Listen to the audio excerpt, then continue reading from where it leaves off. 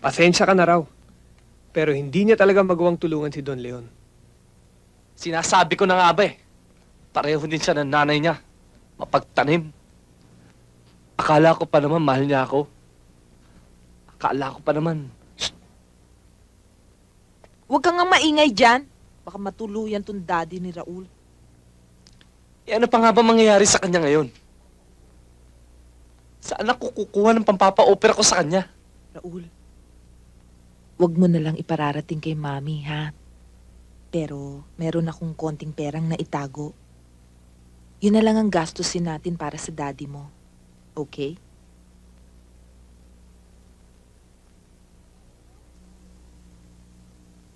Raul?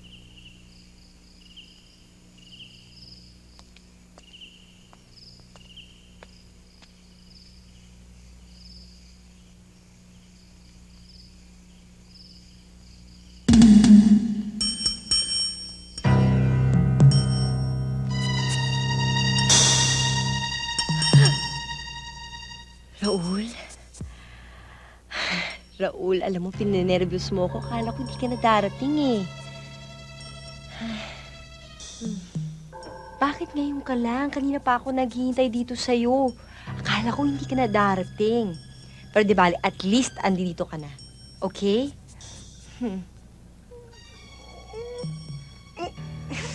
Raul, ano ba kinain mo? Kumain ka ba ng terpa or what? Para kang... Di bali na. Mamaya, maghugas ka ng kamay pag uwi natin. Saan ba tayo pupunta?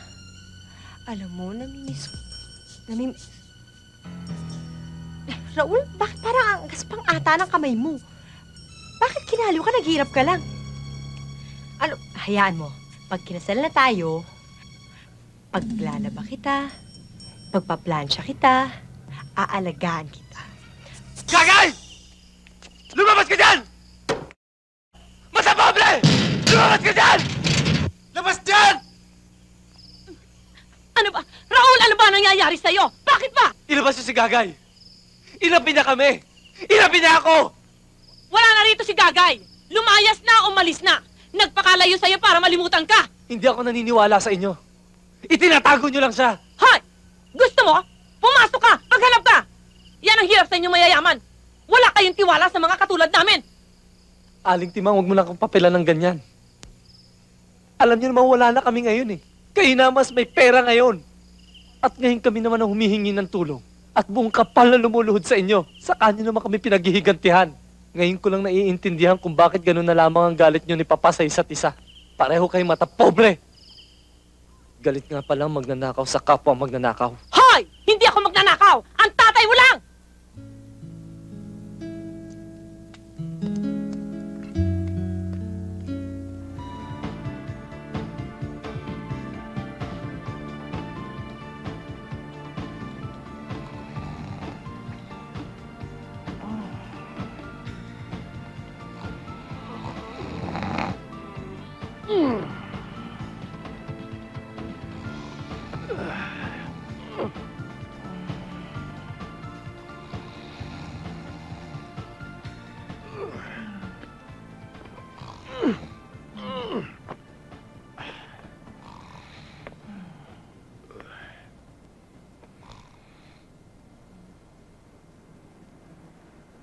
Hoy! Asan ang mga kalaban?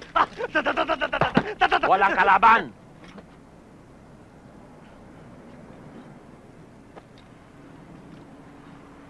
Puyat na puyat ka sa katutulog, ano? Tingnan mo.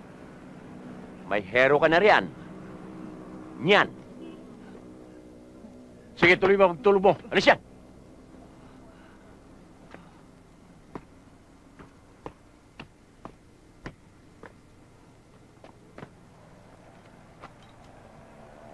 Happy birthday, Ma'am! Happy birthday, Ma'am! Salamat!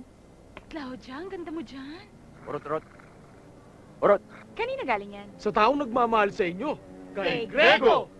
Wow! Claudia! Ay, ang sweet. Ang ganda-ganda ko nga dyan, oh. Oy, balik niyo na yan. Ha? Ano ka ba? Eh, wala nga tayong gamit dito. Tingnan mo, nagdala pa sila ng sofa dun, oh. Siya Ang naman, ganda-ganda Ma'am. mo naman dyan. Sige, natanggapin mo na. Vamos yun! May dumating ng mga kalaban. mapahamak ka sa buhay ko. Bahala ka sa buhay mo. Bahala kayo sa buhay nyo! Hoy, Claudia! O sige, ipasok nyo na lahat ng mga gamit na dinala nyo. Yan, dyan. Dahan-dahan lang. Sabi lang. Sabi. Yan, meron na kami pa. Makakasyasan yan. Wow! O, yung rep naman, ipasok. Ang labot ah! Ang labot. Diyan! Sigurado ako dyan! Diyan sa mga furniture set na yan! Diyan nakatago mga ninakaw ng alas! Aba, may utak ka rin pala. Hindi ko lang alam kung saan dyan. Claudia, baby! Wow! Happy birthday to me na lang. Mamayang gabi, papasukin natin yan. Commando style. Ay nako, paring Sarge Domino. Kung hindi ikaw ang naka-assign dito, siguro kinulong na kami dun sa baba. Eh, kasi naman kayong dalawa. Talagang mapapagkamala kayong... Tignan niyo yung mga suit niyong yan. Galing ho kami sa costume party, kaya ganito ho itsura namin. Ay, siya nga pala, paring Sarge. Ari si Tirso, pinsang ko. Hi. Sarge, pasensya na ho kayo dahil kung di talaga dahil sa inyo, hindi ho kami maliligtas. Maraming po salamat sa... Tama na, ang tagal mong magsalita eh.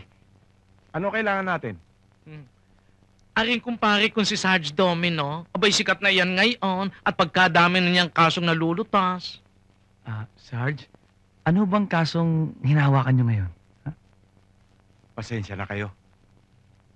Confidential to.